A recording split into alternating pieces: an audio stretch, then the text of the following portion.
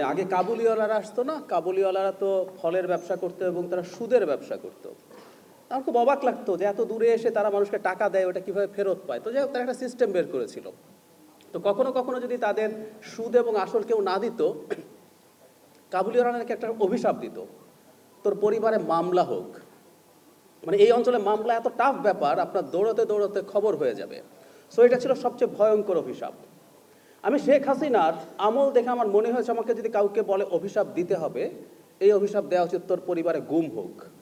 আমি খুব ক্লিয়ারলি মনে করি একটা পরিবারের কাছে, একটা ব্যক্তির কাছে গুমের চাইতে বড় কোনো অভিশাপ হতে পারে না। তুলিয়াপাকে আমরা, এখানে খালাম্মা আছেন, অন্যরা আছেন, আমরা অনেক দিন আমাদের প্রোগ্রামে গেছি। আমি আমার একটা প্রোগ্রামের অভিজ্ঞতা শেয়ার করি। তার আগে একটা কথা একটু বলে নেওয়া ভালো, আমি আবেগশূন্য মানুষটা, কিন্তু আমি খুব একটা কাঁদি না সামহাউ। আমি জানি না, আমার অনেক প্রিয় মানুষের মৃত্যুতে অনেক কষ্ট পেয়েছি, কিন্তু আমি কাঁদতে পারি না। কিন্তু আমি মায়ের ডাকের প্রোগ্রামে গিয়ে কেঁদেছি। আমি খুব অবাক হই, এটা কেন হয়।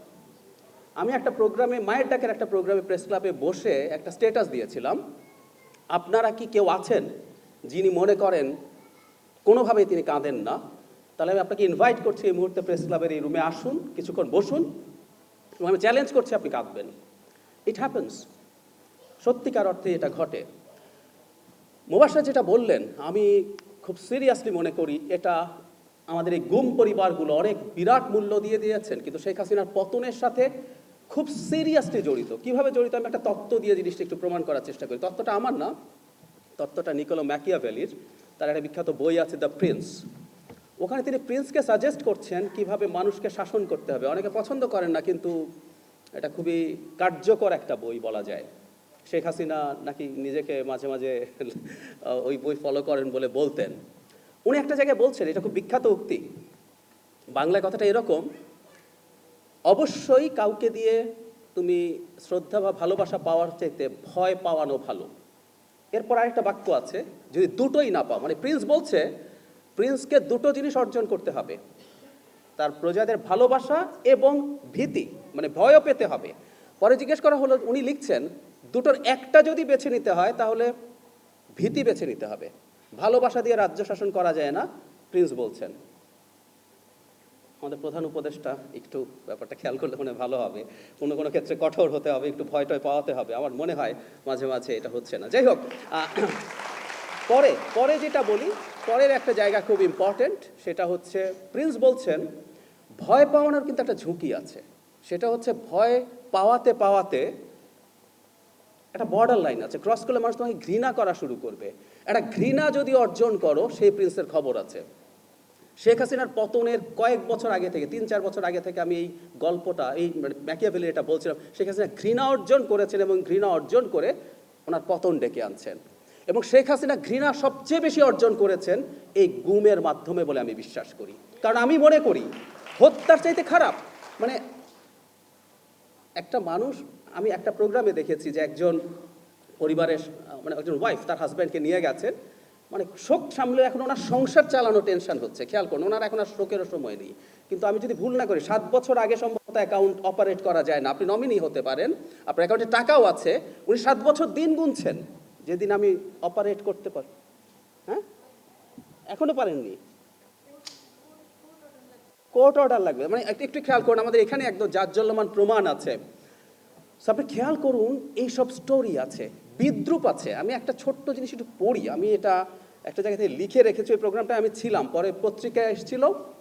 আমি একটু, একজন নারী যার হাজব্যান্ড গুম হয়েছেন এবং তাদেরকে নিয়ে ব্যঙ্গ বিদ্রুপ হয়েছে, ওনার নাম হচ্ছে নাসিমা আক্তার, তার হাজব্যান্ডকে নিয়ে যাওয়া হয়েছিল। আমি ঠিক আক্ষরিক অর্থে উনি যা বলেছেন আমি একটু পড়ি। আমার মনে আছে যে কিছুদিন আগে জাতিসংঘ যে তালিকা চেয়েছিল গুমদের ব্যাপারে, তখন পুলিশ তার বাসায় গেছে, তখন উনি বলছেন কিসের পুলিশ, আমি থানায় গেছি, পুলিশ আমাকে থানা থেকে বের করে দিয়েছে। পুলিশের ডিসি আমার চিঠিটা একবার পড়লো না, বলে র্যাবের বিরুদ্ধে অভিযোগ, আপনি র্যাবের কাছে যান। পুলিশ এখন 3 বছর পরে এসে জিজ্ঞেস করে আমার স্বামী আসলে গুম হয়েছে কিনা কোথাও চলে গেছে। আমাদের কষ্ট লাগে, ঘেন্না আসে। এখন মন্ত্রীরা আরামে বসে থাকে, আমাদের বিরুদ্ধে যখন কথা বলে হেলে দুলে বলে আরে না, বাংলাদেশে কখনো গুম হয় না, ওনারা ঋণের দায়ে চলে গেছে, বিয়ে করেছে। আপনার স্বজন শেষ হয়ে যায়, আপনি শোনেন যে উনি বিয়ে করে পালিয়েছে। তারপর উনি বলছেন এটা কতটা লজ্জার, আমার মনে হয় না এই সমাজে শ্বাস নেই। আমাদের এখন মেরে ফেলেন, তারা আমাদের চোখের পানি নিয়ে হোলি খেলে, উপহাস করে। আমার ঘরে কোনো উৎসব হয় না, আমার বাচ্চারা কখনো হাসে না। এটা হচ্ছে তার বক্তব্য। সো এই রকম সংকট তৈরি করেছে। আমরা মানুষ হিসেবে আমাদের একটা বিল্ট ইন সিস্টেম আছে, আমরা মৃত্যু কাটিয়ে উঠি। আমাদের মায়েরাও পুত্র শোক আস্তে আস্তে কাটিয়ে ওঠে, স্বাভাবিক জীবনে ফেরেন।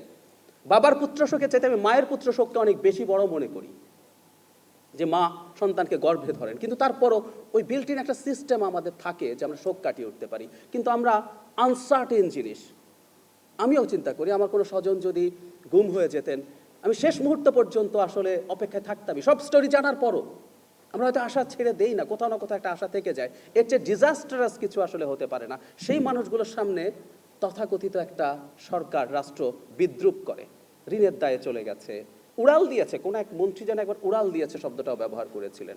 So this happened. এবং এমন একটা রেজিমের মধ্য থেকে আমরা এসেছি যেখানে গ্রেফতার হওয়া সুখবর ছিল। আমার একটা উদাহরণ মনে পড়ে, 18 সালের কোটা মুভমেন্টের সময় পলিটেকনিক ইনস্টিটিউটে, if I am not wrong, 3জন বা 4জন স্টুডেন্টকে ধরে নিয়ে যায় পুলিশ। 4 দিন পর যখন কোর্টে প্রডিউস করে, তাদের বাবা মায়ের মুখে তৃপ্তির হাসি দেখা গিয়েছিল যে তাদের সন্তান গুম হয়ে যায় নাই। সো এমন একটা বাংলাদেশে আমরা তখন ছিলাম যখন গ্রেফতার হওয়াটা সুখবর, অথচ গ্রেফতার হওয়া ইটসেলফ একটা বর্বরতা। তারা মুভমেন্ট করছে, কেন তারা গ্রেফতার হবে, কিন্তু তারা খুশি হয়েছে। তো বাংলাদেশকে শেখ হাসিনা কোন জায়গায় নিয়ে গেছে, তাই না? এবং আমরা এখানে যারা গুম আছেন তারা অনেকেই হয়তো এখন ভাবছি তাদের সৌভাগ্য যদি মাইকেল চাকমার মতো হতো, তাহলে অন্তত ফিরে আসতো। যে 5 বছরে, 6 বছরে, 7 বছরের যে ভয়ঙ্কর জীবনযাপন, সেটাও হয়তো ভুলে যেতেন। মানে আমরা পিঠ দেয়ালে কোন জায়গায় ঠেকিয়ে ফেলা হয়েছে। আমি খুব বেশি কিছু আর বলতে চাই না। মুবাশশার যেটা বলেছেন আমি খুবই একমত আর একটা ব্যাপারের সাথে, সেটা হলো আমাদের স্টোরি জুলাই অগাস্টের স্টোরি না, এটা দীর্ঘ লড়াই আছে। সানজিদা তুলি যখন রাস্তায় নেমেছেন, দাঁড়িয়েছেন, মানুষের সামনে সাহসের প্রতীক যেমন হয়েছেন, যে লড়াই করা যায় সব কিছুর পরে। এখানে যারা উপস্থিত আছেন প্রত্যেককে সরকারের বিভিন্ন এজেন্সি কি প্রবলেম করেছে, আমি যেহেতু মাঝে মাঝে তাদের ওখানে গেছি, তাদের সাথে কানেক্টেড হয়েছি, তাদের সম্পর্কে জেনেছি, আমি জানি আপনাদের মধ্যে কি কি সংকট হয়েছে। সব কিছুর পরও ওই সাহস নিয়ে রাস্তায় দাঁড়ানো, এই প্রত্যেকটা সাহস যুক্ত হয়েছে আমাদের পরবর্তী লড়াইয়ের সাথে। আমি একমত, আমি বলার দরকার নেই, তারপর আমি জোর দেওয়ার জন্য বলছি তাদেরকে স্বীকৃতি দেওয়া, তাদের আর্থিক নিশ্চয়তা বিধান করা, এবং অ্যাজ আর্লি অ্যাজ পসিবল যাদেরকে সম্ভব তাদেরকে খুঁজে বের করা। এবং ব্যাংকের ক্ষেত্রে যে প্রবলেম আছে খুবই মর্মান্তিক, তারপরও আমি বলতে চাই এই ব্যাপারটার ব্যাপারে সরকারের আশু পদক্ষেপ নেওয়া প্রয়োজনে, আইনগত পরিবর্তন করে হলেও তাদেরকে দ্রুত এই সমস্যাগুলো থেকে বের করে নিয়ে আসতে হবে। আর তেমন কিছু বলার নেই। আপনারা ভালো থাকুন বলতে যাচ্ছি, আসলে ভালো থাকা সম্ভব কিনা আমি জানি না, সম্ভাবনা নেই হয়তো। তারপরও আপনারা ভালো থাকুন। আমরা নতুন বাংলাদেশে একসাথে ভালো থাকতে চাই। আপনারা অকল্পনীয় রকম বড় মূল্য দিয়েছেন, আমরা আপনাদেরকে মাথায় তুলে রাখবে এই রাষ্ট্র, আমরা এটা দেখতে চাই। Thank you.